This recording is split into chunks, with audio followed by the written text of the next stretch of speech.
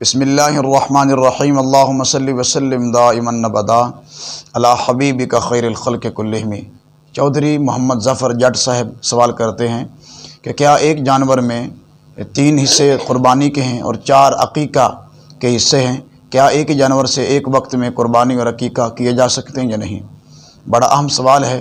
اس حوالے سے یہ بات ذہن نشین فرما لیں کہ ایک جو بڑا جانور ہے، مثلا گائے ہے، بھینس ہے، کٹا ہے یا بیل وغیرہ ہے، ایک جانور میں ایک وقت میں 7 بندے قربانیاں کر سکتے ہیں۔